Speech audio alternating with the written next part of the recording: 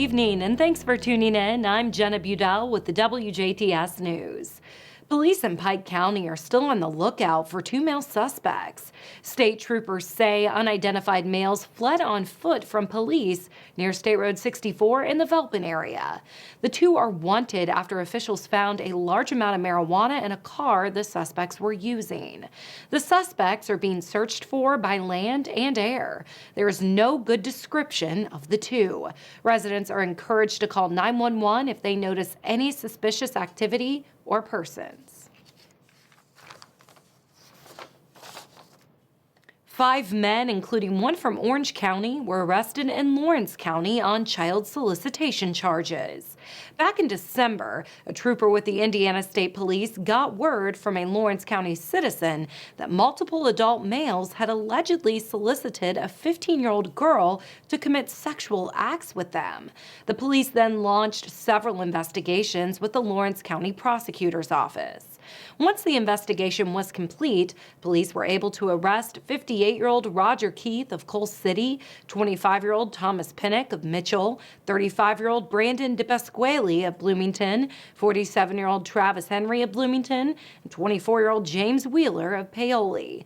All were charged with a level 4 felony count of child solicitation. All are being held in the Lawrence County Jail. Perry County Sheriff Alan Malone is undergoing treatment for COVID-19.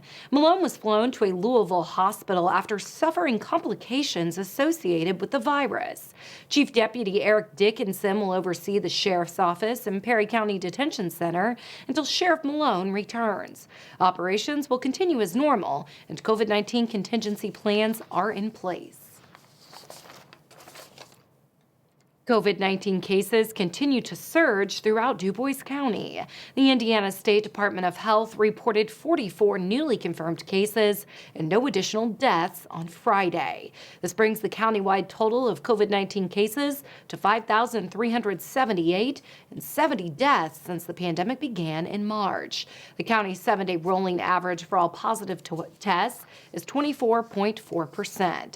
To see a breakdown of the county's COVID-19 cases by age group and for more information, visit coronavirus.in.gov.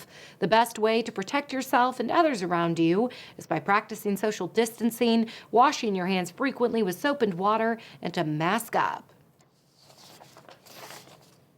The Indiana State Department of Health reported 4,744 new cases of COVID-19 and 42 additional deaths on Friday.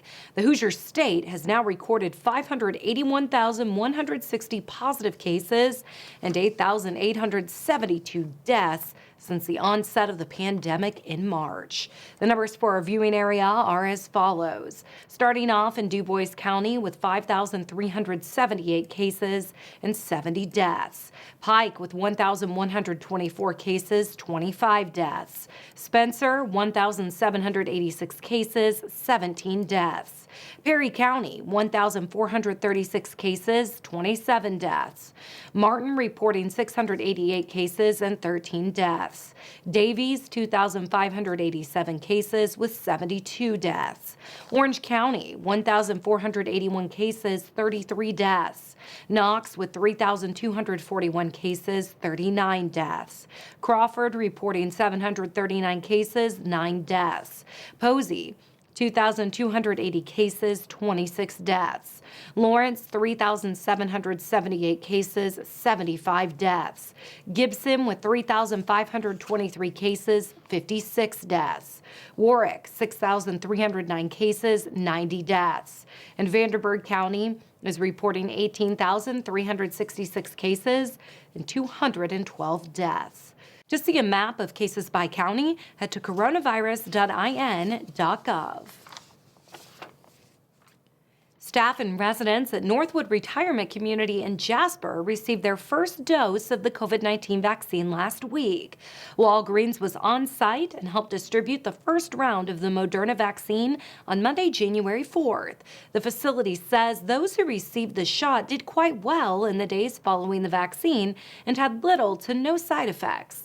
The second round of the vaccine is scheduled to start on Monday, February 1st. One of Indiana's largest teachers' unions says teachers are too far down on the coronavirus vaccination list. Sally Sloan with the Indiana chapter of the American Federation of Teachers this week says because Indiana is distributing the vaccine based on age, many teachers in the state are going to have to wait to get their shots. Sloan says if lawmakers want to reopen Indiana schools, they are going to have to get teachers vaccinated. So far, Indiana's focus has been on frontline healthcare workers and the elderly. Governor Eric Holcomb says the state wants to protect the people who are most at risk from the virus first. The plan that would allow people to opt out of the coronavirus vaccine in Indiana is coming back for another hearing. Lawmakers on Wednesday listened to dozens of people who don't want to be required to get the shot. State Senator Dennis Kraus is pushing the proposal, which would ban employers in Indiana from requiring that someone get the vaccine. Kraus says it's a freedom of conscience thing. Lawmakers are expected to try and tweak the plan at a hearing next week. A Senate bill created to protect Indiana business, organizations, and individuals from coronavirus-related lawsuits has passed its first committee. A Senate bill created to protect Indiana businesses, organizations, and individuals from coronavirus-related lawsuits has passed its first committee. Senate Bill 1 passed the Senate Committee on Judiciary by a vote of 8-3 on Wednesday. An amendment was also added to the bill on Wednesday that would offer liability protections to manufacturers of personal protective equipment. The bill is authored by State Senator Mark Messmer and would provide businesses, schools, churches, non-for-profit organizations from civil liability for damages if someone is exposed to COVID-19 on the property. The bill would not protect individuals or employers if their actions constitute gross negligence or wanton misconduct. Although there are no confirmed lawsuits in Indiana related to COVID-19 at this time, Messmer says the bill would act as a precautionary measure, ensuring no Hoosier businesses are overwhelmed and forced to cease operations by accusation. The bill will now be considered by the full Senate. Homestead Senior Care is in need of positions for in-home caregivers. With unemployment at an all-time high, job opportunities in different fields are running out. However, in-home caregivers are wanted as hospitals and clinics are overwhelmed. With more local seniors and families seeking support, Homestead offices in Southwest Indiana are looking to fill more than 30 permanent caregiver positions. Applicants interested in full-time or part-time positions can learn more about working at home instead and complete an application online at homeinstead.com. The Evansville office is also holding a job fair. Interested applicants can self-schedule an interview with the Homes Instead staff by following a link on the office Facebook. The in-person or virtual interviews are available through January 22nd. For more information about career opportunities at Home Instead, training and benefits, or to apply for a caregiving position, visit homeinstead.com/carers. Springs Valley Bank and Trust Company has a new vice president and business banker. Joella Land was recently promoted to the position and will serve Orange and the surrounding counties. Land began her career with Springs Valley in January of 1992. She started as a part-time teller while still in college. She graduated from Indiana University with a Bachelor of Arts in Communication Studies. After graduating, Land became a full-time teller before advancing into new accounts and customer service. Her passion for customer interaction and helping others landed her the role of banking center manager. To learn more about Land and her accomplishments, visit our website at WJTS.tv. Hoosiers have access to free legal help over the Martin Luther King Jr. holiday.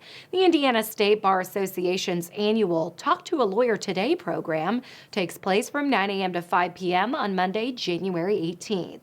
Consultations are provided in person at numerous statewide or via the statewide hotline at 1-800-266-2581 and will last 10 to 15 minutes. Over 200 attorneys are volunteering their time and experience to answer general questions questions and offer legal information. In light of the pandemic, attorneys will be prepared to speak with you about landlord-tenant problems and bankruptcy issues. Other frequently discussed topics include child support, complaints against a city, contract disputes, divorce, employment, issues, immigration, wills, and estates. Local phone numbers and potential walk-in locations will be posted at inbar.org/talktolawyer prior to the event. Chief U.S. District Judge Jane Magnus Stenson has extended an order suspending in-person jury trials in all divisions of the Southern District of Indiana until at least April 5th. The order Thursday says that other than jury trials, court proceedings shall continue to proceed by telephone, by video teleconference, or in person. Federal courthouses remain open, but clerks' offices for the U.S. District and bankruptcy courts in the 4 divisions of the Southern District of Indiana are closed to the public. Now stay tuned. Weather and sports are still to come on WJTS News.